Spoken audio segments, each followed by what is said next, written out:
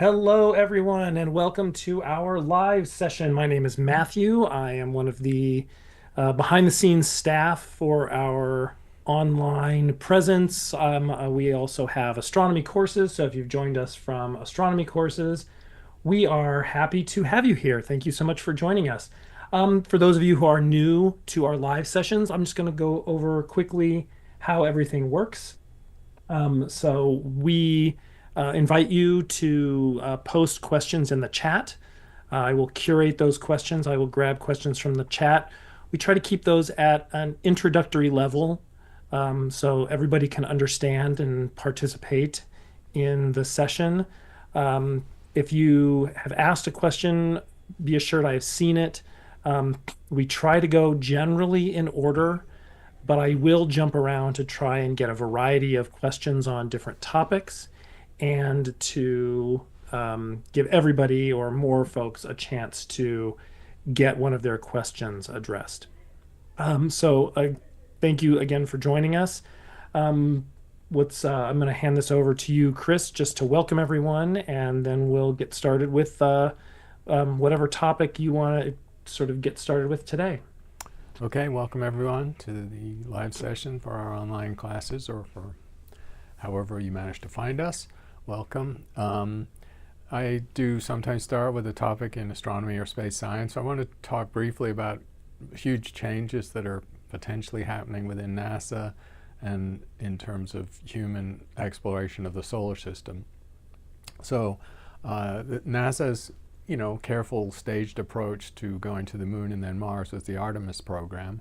And Artemis has had its first launch, and it's a series of, staged launches that will eventually land astronauts on the moon, and then downstream of that, and also set up a space station, a gateway space station around the moon to support human habitation on the moon. And then only then moving on to Mars. And the earliest possible time frame for NASA's plans would have been in the late 2030s, so over a decade from now. However, things have been shaken up enormously by the new administration. President Trump, in his inaugural address, talked briefly about going to Mars and planting the stars and stripes, and he clearly wants it to happen during his term, so by 2029.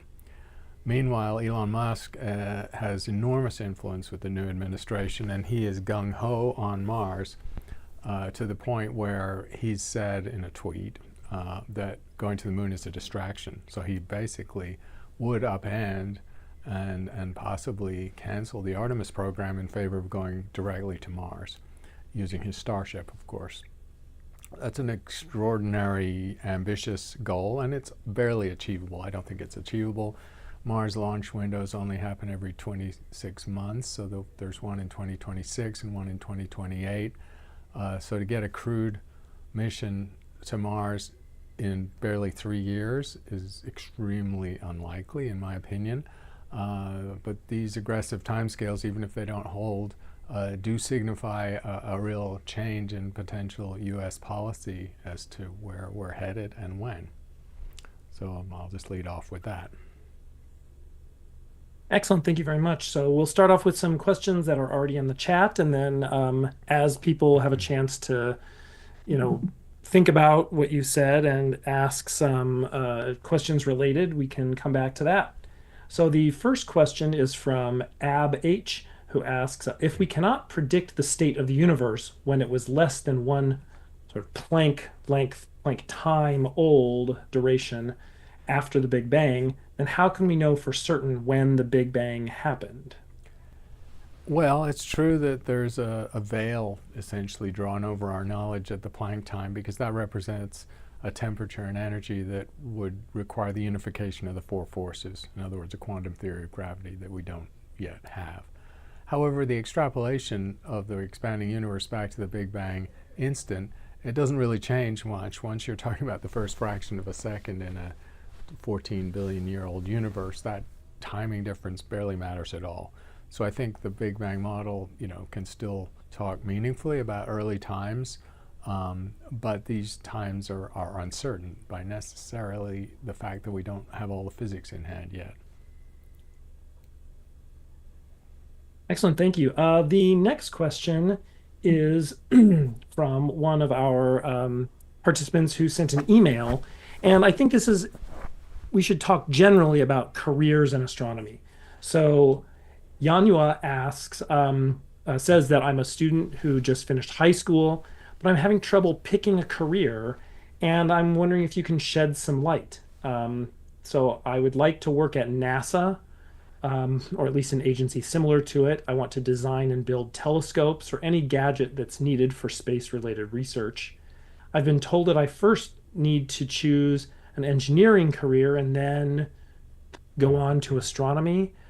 Can you talk a little bit about career paths? There are, academic career paths, there are sort of professional career paths, but can you talk about some of those related to astronomy and how somebody might proceed?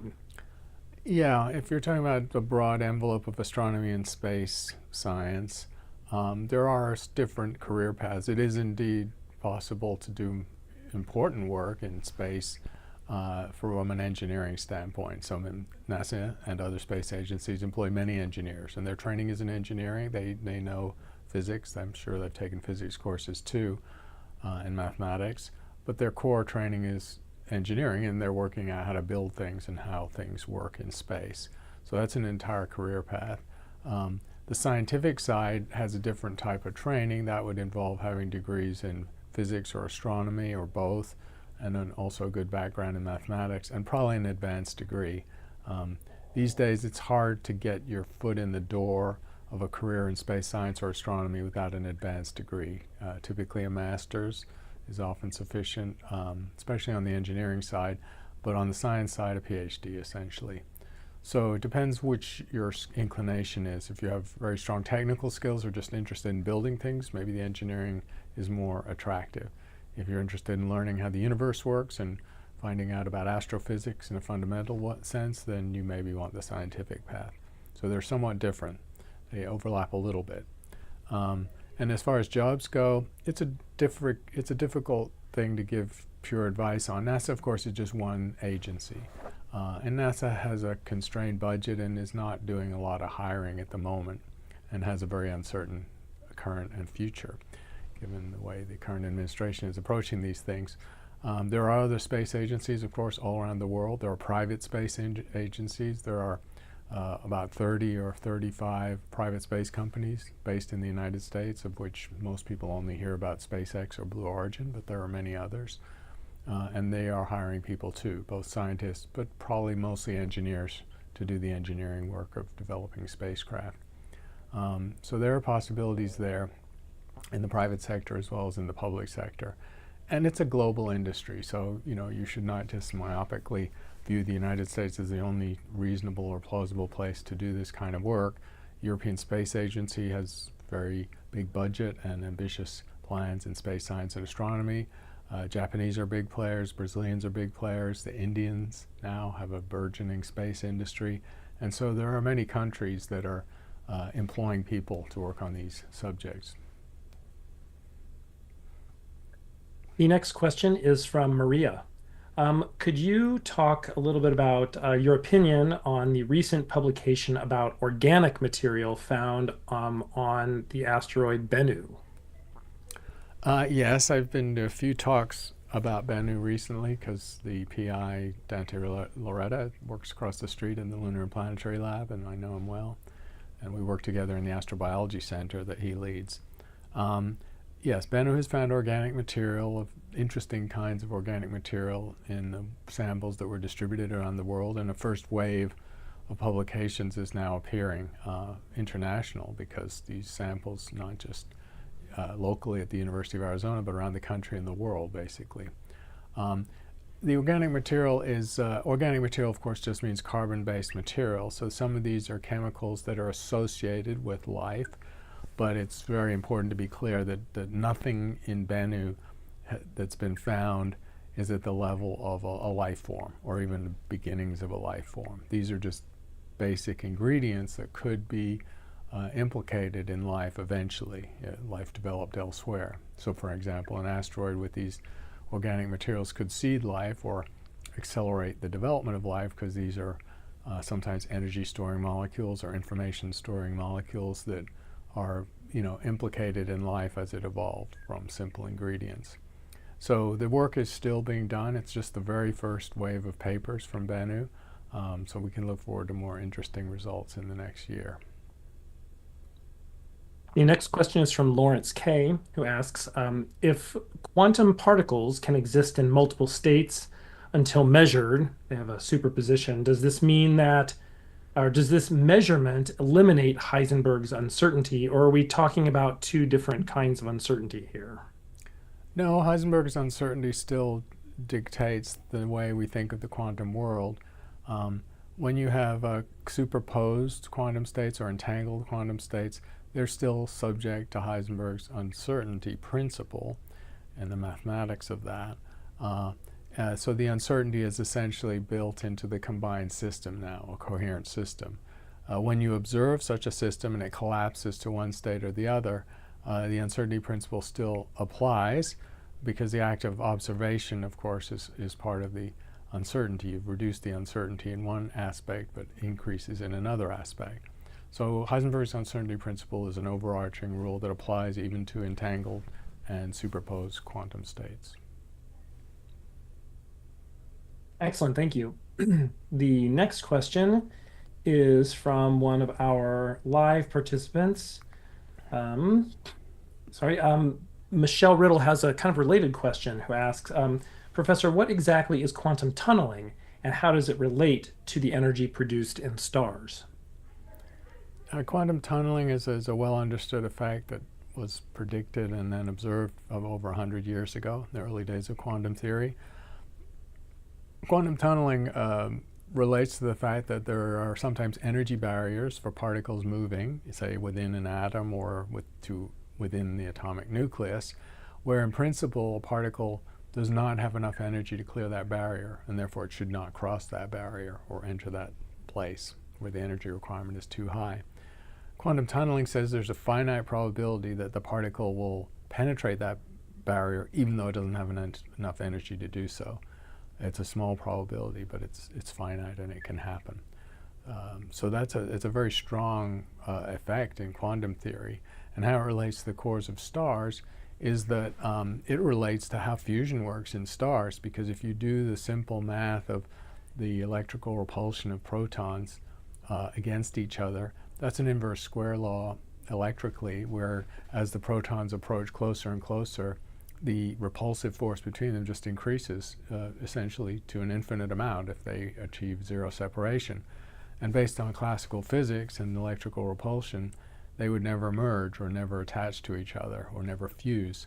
So quantum tunneling is, because that's in play, it means there is a finite probability, despite classical physics, that the protons will merge and fuse. And so the fact that fusion occurs at all inside stars is a verification of the fact that quantum tunneling happens, because if quantum tunneling were not true, stellar fusion would not work the way that it does. The next question is from Jim, who's on with us live, who asks, if dark energy is responsible for the expansion of the universe and the expansion is accelerating, does this mean that the amount of dark energy is increasing? No, actually dark energy is a constant. So it's not quite correct that dark energy is responsible for the expansion of the universe. Dark energy is a component of the universe because it's a component of space-time itself. Whatever initial impetus led to the Big Bang and the expanding universe, it's not necessarily associated with dark energy. Dark energy is just the sort of space-time landscape within which the expanding universe occurs, and dark energy emerges from the vacuum, and so it's what's causing the accelerating expansion. And in the formulation of dark energy, typically relating to how Einstein talked about the cosmological constant, the amount of dark energy in a unit of space is constant over time. As the space expands, of course, there's more dark energy created, and that creates the accelerating expansion. The next question is from an email that one of our participants sent. Runner Jota asks, what do you think about the Kardashev scale and of something like, well, I guess it's kind of two questions. So can you talk a little bit about the Kardashev scale, and do you think that is a sort of realistic representation of society's progress, or is that informative in any way, or do you think that is sort of more of a work of fiction? Um, I think it's got its usefulness. Nikolai Kardashev was a Russian astrophysicist, so he was not a science fiction writer or a fantasist. He was a engineer, I think, and a scientist in the 1950s in Russia. So this is an old idea, and he came up with a scale of the advancement of civilizations, where in his scale, Kardashev zero civilization is us. We barely can master the energy resources of our planet. If you get to a Kardashev 1 civilization, you have mastered the energy of your entire star, or the entire energy of your star. We, on the Earth, we intercept about a billionth of an energy of the energy of our sun, and utilize only a small fraction of that. So it's a tiny fraction of the sun's energy we use. So obviously Kardashev 1 civilizations are utilizing billions of times more energy than we do. Kardashev 2 can master the large regions of a galaxy, and then it goes on to Kardashev 3, and I think there's even 4.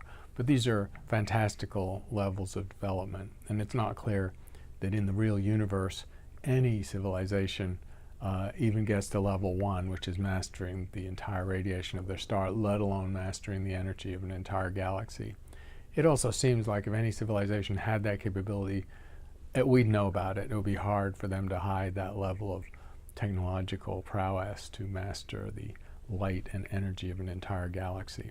So it is a fanciful designation. It's useful for imagining the evolution, the long-term evolution of intelligent life in the universe. And so astronomers have it affectionately in their lexicon as something they like to talk about. But since we haven't detected life beyond Earth of any kind, it's definitely a concept that's hypothetical at the moment. All right, so that brings us to the second part of the question, which is, what do you think of a Dyson sphere, as, a Kardashev type 1 civilization, as a Dyson sphere, or one of these other methods, or, detecting these advanced forms of alien civilization? Like, how would we use those to detect extraterrestrial civilizations? Is that something that we can look for, and what would those signals look like? Yeah, it's something that astronomers who look at life in the universe, they are interested in this. So just taking the Dyson sphere is named after Freeman Dyson from the Institute for Advanced Studies, who was a top tier physicist who came up with many interesting ideas in physics, and this was an idea relating to intelligent life in the universe. So a Dyson sphere is essentially an energy trapping sphere that nestles around the star to capture all of the star's energy rather than the small fraction that would be intercepted by a planet. It's not a solid object because anything that's solid in rotation would be ripped apart by tidal forces and stresses. So it has to be a loosely arranged structure, right, rather than a solid structure. So it's not really intercepting all the energy. And the point, therefore, is made that any civilization that could build such a thing, there would be waste energy, there would be heat generated, and so we might be able to see a Dyson sphere by sort of heat radiation, which would not be appropriate for the star itself, but was caused by an intervening structure that was re-radiating waste energy in the infrared. So that's how people might look for Dyson spheres. And there are attempts to look for waste heat from civilizations in general, not just from a Dyson sphere. But it's very difficult work because you're looking in the infrared around objects that typically don't have much infrared emission, but there are many false positives. There are many reasons you could get infrared emission, like small dust particles around the star, for example. So there's no convincing evidence for anything like this, and it's a very difficult experiment because there's so many false positives. And so not many astronomers have really taken seriously doing this kind of searching. Also, it's not clear that a Dyson sphere is the only way you would harness energy if you were an advanced civilization. So it's just one concept among many that people have tossed around. The next question is from Wendy, who asks, you talked about with the expansion of the universe, or the accelerating expansion, that no more dark energy is being added to the system or being created. Um, so does this expansion refer to space-time that was created by the Big Bang and is no more space-time also being created? Is it simply stretching? Can you talk a little bit about that as well? So the expansion of the universe is the stretching of space-time. So it's the manifold, it's a mathematical term for the geometry of space. In general relativity, the expanding universe is an expanding mathematical manifold of space-time. So it is the space geometry itself that is expanding. What that space contains, whether it contains matter or energy, is another thing entirely. And that's where dark energy is an extra ingredient. Because dark energy is a property of the vacuum. So it exists in space-time even when there's nothing else there. And it is a constant amount, but as space-time expands due to the expanding universe, then the amount of dark energy goes up because there's more volume of space, if you like. And so that's what leads to an accelerating expansion. Excellent. Thank you very much. Excuse me. Yazan asks, how far or how much can a non-professional contribute to astronomy? And so, what are some real ways that artists might collaborate with scientists or institutions? Sure. Non-scientists have a role in astronomy because, of course, the sky belongs to everyone, and there's a low bar for participating in astronomy. You just need naked eyes will do, and binoculars and small telescopes are cheaper and cheaper, so you can definitely participate. And you can even, with citizen science projects, get organized in a way that actually helps you move forward an actual research project. So that's the largest way that citizen scientists or non-professional astronomers actually contribute to the profession. If you go beyond science to the arts or other fields, then yes, there are various art-science collaborations and projects. They're too diverse and dispersed for me to summarize them simply, but they certainly exist. NASA's had artists in residence over its period of time, and some other foundations, especially rather than federal funding agencies, do sometimes support art-science collaborations in astronomy. These tend to come, though, from individual relationships between scientists and artists, and so those kind of collaborations emerge organically from people who have common interests and want to cross that disciplinary boundary. And that means they're doing it from their own interests. They're not necessarily funded by the government or by anyone else. But it means a lot of these things happen, and they're all over the world, actually. The next question is from Hernan Reyes, who is joining us live, but also sent an email. You talked a little bit about manned missions to Mars, and I'm assuming that any manned mission to Mars would involve at least 2 or possibly 3 astronauts and would take 6 months. It's a big payload to take all of that stuff to get there and back. With the technology at hand today, is it realistic to be able to get such a massive payload to Mars, land safely, and hope to be able to stay long enough for the mission to accomplish its goals, consume whatever provisions and oxygen they've squirreled away, and then come home? Can you talk a little bit about what are the challenges? Is that a realistic goal? Yeah, there are enormous challenges with the Mars mission, and they come down to physics. And physics is stubborn. It doesn't really care how ambitious you are if you're Elon Musk. He has a very impressive rocket, the Starship. So Elon Musk's plans for Mars live and die by the success of the Starship, and he basically needs the Starship to go into sort of industrial production mode, to have dozens of Starships available to go to Mars and also to do resupply. Some of these Starships are not going to be carrying people, they'll be carrying fuel, because the fuel requirement to get to Mars is quite substantial. To do a minimum energy voyage to Mars, you actually have to go a bit slowly, and so the typical time goes up from 6 or 7 months to about 9 months. And then because the launch windows on Mars are every 26 months basically, the minimum round trip for a minimum energy trip to Mars is about 3 years. So therefore now you have to have provisions, oxygen, food, water for 3 years for however many astronauts you send. and that's a lot of supplies. You either if you take them with you, you increase the fuel requirement even more. The alternative is to send unmanned rockets, starships, to Mars ahead of time and try and robotically set up an infrastructure to create oxygen and water, mining water from the soil, and create other provisions that you might need. But that makes the complexity and the timeline even longer. So none of these things work out easily. And in my mind, and just looking at the math and the physics, there's no conceivable way, even if Starship continues to improve, and it's had 7 test flights so far, mostly failures, but they've learned from each one. There's really no realistic way you could have people on Mars before a decade from now, and probably 15 or 20 years realistically. Excellent. That's what I was going to ask about you, because you talked a little bit about timelines. You mentioned first about Mars launch windows, and now you've talked about like a decade. So what are sort of the stages that you think we would have to go through?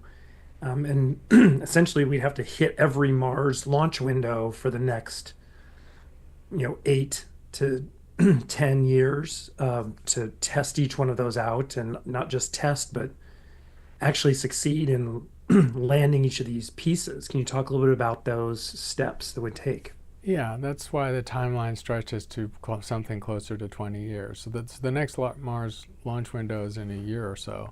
And I don't actually think Starship is going to be fully tested enough. Remember, Starship has never left Earth orbit. It's never been to another planet. It's never carried people on it. And it's never shown it can bring people back safely. It would also have to launch off Mars without a launch pad. That's never been tested. That's a lot of things.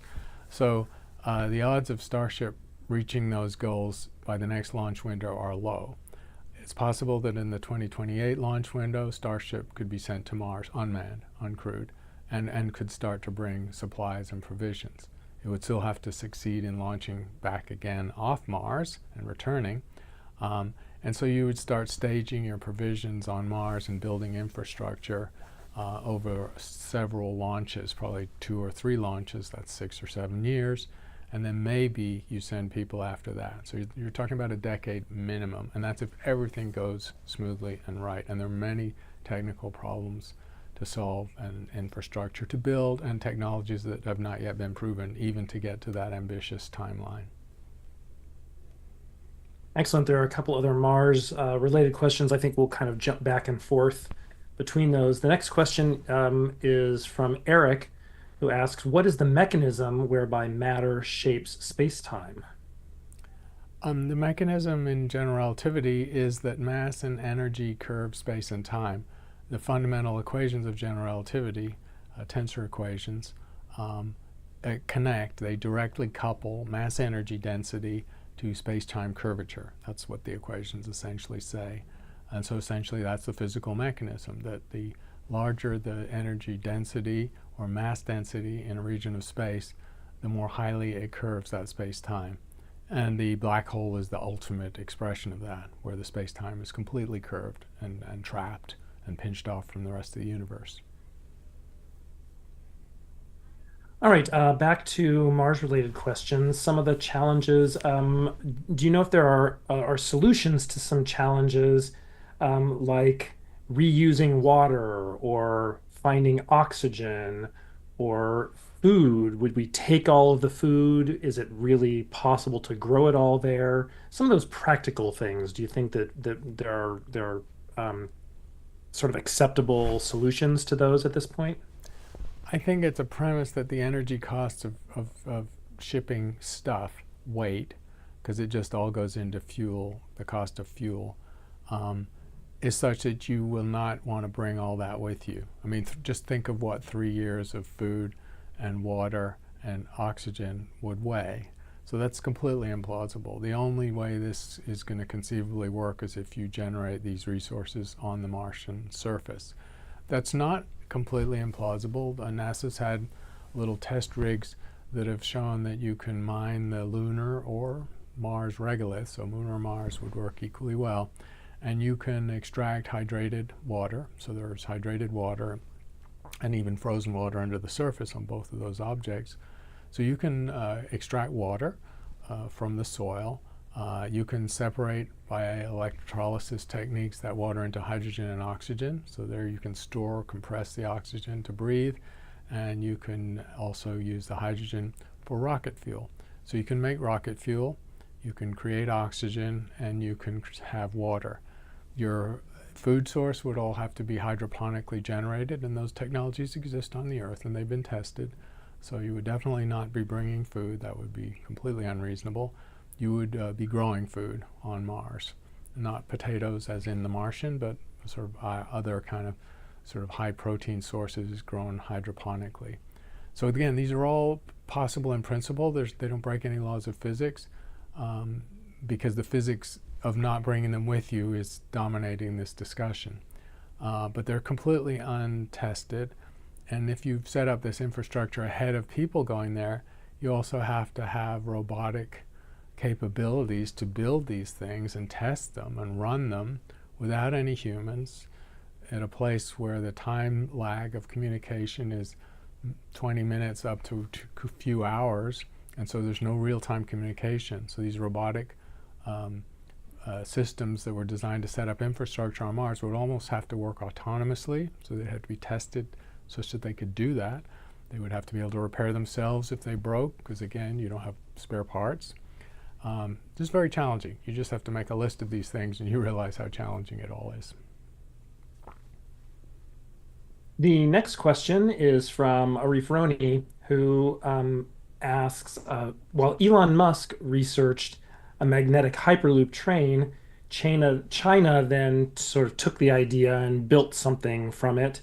They've built DeepSeek now. The Chinese programs have built DeepSeek against other chatbots and AI systems. Do you think that there's a chance that China will take some of these ideas about Mars missions and jump on those and make them happen in ways that other companies or governments have not been able to up to this point? It's undoubtedly true that China has very ambitious aspirations in space, and they've hit many of the marks they've set. They've had robotic missions to the moon and Mars successfully. They've built a space station, their own space station. And they have fairly advanced plans to send taikonauts, as they call their astronauts, to the moon and then Mars in a staged approach the same way that NASA's planning it. They do have more resources, however. The Chinese government can invest in their space agency more seamlessly than the Americans can, where NASA has to go through an appropriations process and has a really small fraction of the federal budget. The space program in China has grown very dramatically over the last few decades, and if it continues to grow rapidly, then yes, they could certainly beat the American government to the moon and Mars, and maybe even the private sector in the form of Elon Musk. Their ambitions for the moon and Mars are, of course, geopolitical. They want to own the space or be first into the space and maybe declare ownership over some of these bodies. And they're also a little secretive, so we don't know fully what their plans are. So there's been no published plan of a timeline for China to go to Mars with humans. So we only can guess at what that timeline might be.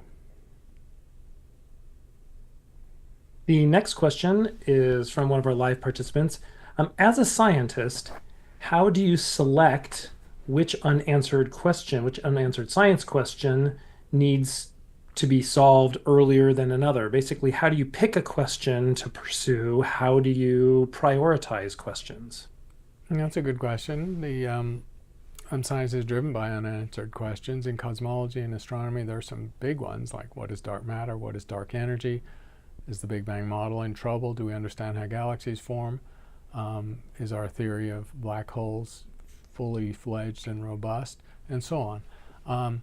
At some level you have to be pragmatic. So there are some questions that are important questions of science or astronomy that are just not feasible to solve in any short time frame. So individual scientists are unlikely to take them on.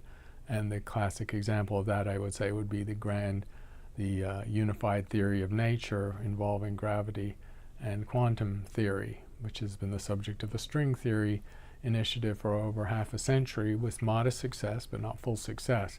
And that was an enormous effort. So sometimes you have to take a problem on based on the feasibility of doing it on a reasonable time frame. Also, there's another pragmatic consideration that unless you're self-funded or philanthropically funded, science is funded by the taxpayer and federal governments. And you have to get grants, and you have to pay your students, and you have to publish papers to keep going and to keep getting more grants.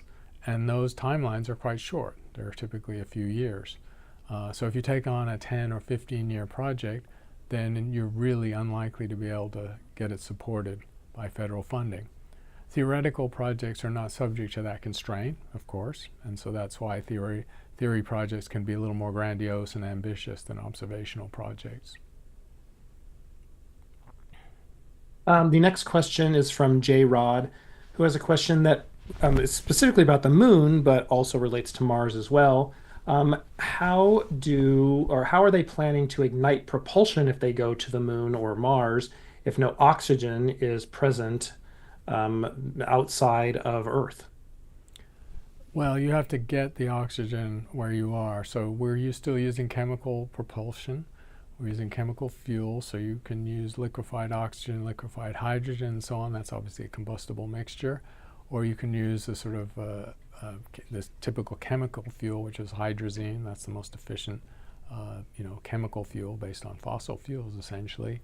And none of these exist on the moon or Mars, but the oxygen can be gained from extraction from the soil. So you can, through electrochemical techniques, you can make rocket fuel on the moon or Mars. You'd have to build a little plant or a factory to do it, but you can do it. You don't have to bring it with you. And that presumably would have to be part of the planning of building a moon base or a Mars base. Excellent. The next question is from one of our live participants who asks, what is the relationship between the Big Bang and our own Milky Way galaxy? Well, the Big Bang was the creation event of the entire universe about 13.8 billion years ago. And in that creation event, mass and energy filled a larger and larger volume of expanding space, and gravity collapsed structures.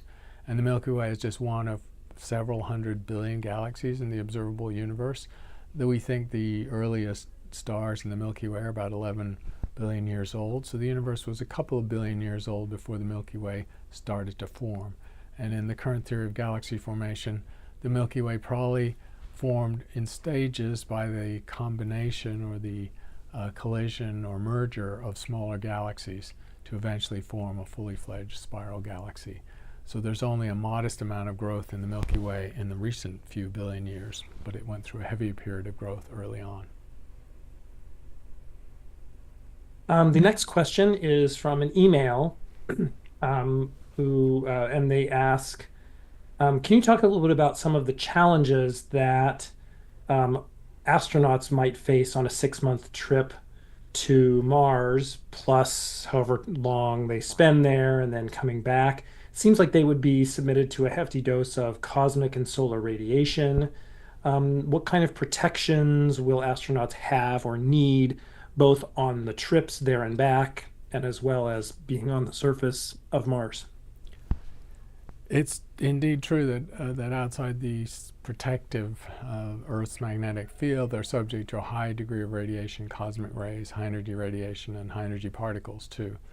And since every amount of weight or mass added to a space mission increased the fuel costs and the energy costs, you don't want to just build a super heavy spaceship covered in lead, because that will just make your mission entirely infeasible.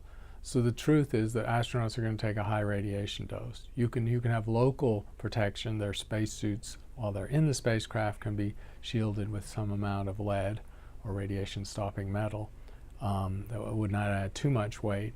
But the truth is they're probably going to get a lifetime's dose of radiation both on the trip there and on the way back. While they're on Mars, of course, assuming they're building a habitat or a place to live, they would build radiation shielding immediately into it. And they don't need to bring lead or anything like that from the Earth. They can actually use electrochemical methods to mine the Martian soil to essentially make slump blocks and building materials. And just by thick enough cladding of those building materials, you could protect humans from radiation. So while they're on the Martian surface, if they build in that way, they wouldn't take any extra radiation dose. But the bottom line is that the entire trip, getting there and coming back and spending some time on the surface, they will take several times a radiation lifetime dose. The next question is from Ravi Narasimhan, who asks, how do astronomers observationally determine that two stars constitute a binary pair? And is there an upper limit to the separation between binary stars? Right, so astronomers have different classifications of binary systems depending on how they know they're a binary pair.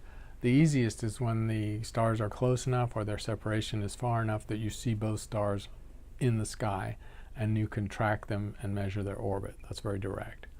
But often that's not the case because they're on a tighter orbit or they're just very far away.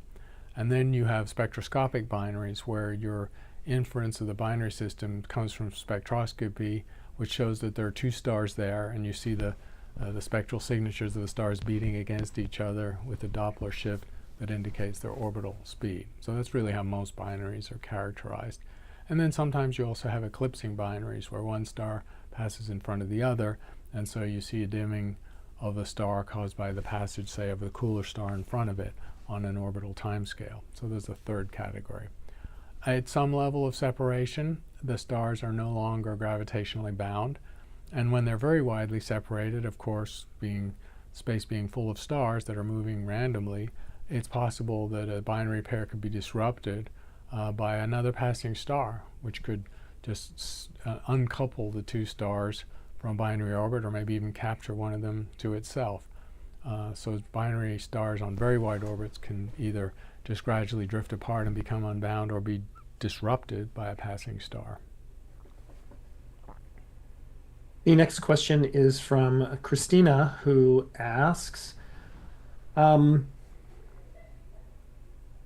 what do you personally think of the idea of panspermia, or the idea that life on Earth was somehow spread from somewhere else or triggered by some event from somewhere else? Yeah, the panspermia idea goes back to the 19th century. So it's been around for a while. I mean, personally, I find it a somewhat unsatisfying hypothesis because it actually doesn't answer the problem of how life started. It essentially punts it off to another place. In other words, rather than trying to explain how life starts from inanimate materials, you just defer the problem by saying it started somewhere else and came here and seeded Earth with life, but you didn't say how it started at that other location. That's a philosophical objection, that's why I don't like the idea that much. But in practice, you have to take it seriously and then ask the question, how likely is it that living materials could travel between star systems? Traveling within a solar system is plausible. That's a much smaller distance. But the math of stars or planets ejecting through asteroids or meteorites material into space that travels between stars, it can happen. It's not that it can't happen. It's just that space is so vast that the odds of life-bearing rocks traveling between star systems is infinitesimally low. Not to say that it could never happen in the history of the universe or in a galaxy with hundreds of billions of stars. It's just not a very viable mechanism statistically. The next question is from Yazan, who asks, art and imagination have long influenced science, from Kepler to Arthur C. Clarke. What areas do you think art should explore and benefit science? And have any science fiction works given you a new perspective personally? Well, yes, art is very illuminating on many areas of astronomy. The sky is a beautiful place, so just artistic renditions of the sky are inspiring to many people, as well as the real view of the sky. Art has played a role in astrobiology because artists have envisaged distant worlds that we can't yet see in any kind of detail, or even life forms on other worlds, so other life forms in the universe. So art definitely has played a role there. And even art has been used to make visualizations not literal, but metaphorical, of things that are very hard to visualize, like dark energy or the Big Bang itself, or inside a black hole, for example. So these are important ways art can contribute, and artists have been inspired by these ideas in astronomy. As for myself, I used to read more science fiction than I do now, but I've been, obviously there's a very impressive trilogy, which is the three-body problem, and so that's been interesting to me because, of course, it raises issues of life in the universe, the so-called dark forest idea, the idea that we wouldn't want to communicate our existence to extraterrestrials because we don't know their intention and they might be malign, and so why would we take the risk? And so the idea that's played out in the three-body problem, especially in one of the books, is that the best strategy, following game theory and logic actually, is to stay very quiet and not betray your existence because it's dangerous out there. The next question is from David May, who's on with us live, who asks, how do large structures in the universe, such as the Hercules Corona Borealis Great Wall, which measures approximately 10 billion light years in length, call into question cosmological homogeneity? Right, so the homogeneity of the universe, which is the fact that it is the same from one place to another, that there are no special regions of the universe. So an extension of the Copernican principle, really, would say that you should not have special structures, especially very large ones, that on the largest possible scales the universe is more or less the same everywhere. So the large structure mentioned in the question is indeed one of the largest coherent structures seen in astronomy. The question of whether it violates the premises of the Big Bang of homogeneity and isotropy, which is the cosmological principle, I think is still up for debate. You are allowed statistically to have anomalies where there are enhancements, statistical fluctuations of density that lead to enhanced structures as long as they're rare. And so in a universe that's very large, that's 92 billion light years across, you can have regions of space where there's an enhancement that are quite large. You just can't have many of them. The next question is from Natalia, who asks, my question is about the relationship between water and life. What are the parameters for a planet or moon to have water like Earth? We don't really know. We do know that water is one of the more abundant molecules in the universe. It exists in interstellar space. It exists in maser form that we've seen in the centers of galaxies and gaseous regions. And we do believe that water is incorporated into many of the terrestrial planets that we've discovered, although it's not been observed directly. So when you look at the formation process, water is present. It's available in the formation of a terrestrial planet. Much of it will be in the interior of the planet. The question of how much will be on the surface in the form of liquid oceans and bodies of water, that's much less certain. So generally, we have a mechanism for how we understand water might exist in the universe. And the people who do simulations that track water as planets form, exoplanets, have discovered that it's not unusual to have the Earth's inventory of water or 10 times or even 100 times that on an exoplanet. So it's not clear that the Earth is anomalous at all in terms of its water content. The next question is from David McKenzie. He is asking about the scales instrument and is wondering if you can talk a little bit about what it is and how it can enhance our knowledge of exoplanets. Yeah, not familiar with that. I'll have to get back to that on that one. Okay, sounds good. So the next question is, so I guess the assumption of the question is that we moved through the remnants of a supernova 2 or 2.7 or 7 million years ago. So do you know if we have moved, if Earth has moved through the remnants of a supernova? But then also, can you talk about sort of hypothetically what happens if the Earth, the solar system, moves through the remnants of a supernova in our galaxy? Yes, there is evidence. There are different little interesting pieces of evidence that the Earth has been subject to the deposition of material from a supernova a few million years ago, as in the question, or even longer ago. And then one case that more recent, several million year old possible supernova passage corresponded to a mini extinction of life. So the supernova was presumably detonated within 20 or 30 light years of the Earth and caused real havoc to the biosphere. So there's tantalizing evidence that we have episodically passed through a supernova remnant, or a supernova has gone off nearby, and the shell of material, including radioactive material, that's really how we measure it, encompasses the Earth. So it's not unusual that this would happen. Supernovae are rare, so don't expect it to happen in the vicinity of the sun more than every 100 million years or so, or tens of millions of years. And the archaeology of that is also tricky, because basically you have to use as a tracer the kind of radioactive isotope that is only produced in a supernova, and then show that those isotopes are deposited onto the Earth and form part of the geological record that you can then measure. Excellent. That is actually going to be the last of our questions for today, because I know we have to get going a little bit early. So I want to say thank you to everyone for joining us. We really appreciate seeing you here and spending this time with you during the week. The one last question that I wanted to address real quickly is that somebody mentioned that they were having trouble accessing the podcasts in our courses. And so for those of you who don't know, we have currently 4 active online classes that are free. There's one through Udemy, and there are 3 through Coursera. There's one general astronomy class, there's one on astrobiology, and there's a class about the history and philosophy of astronomy. And somebody's saying that they're having trouble with the podcasts. I just wanted to let you know that we have other ways of accessing those, and I will post those links in the chat momentarily. But I wanted to just let you know that I will do that.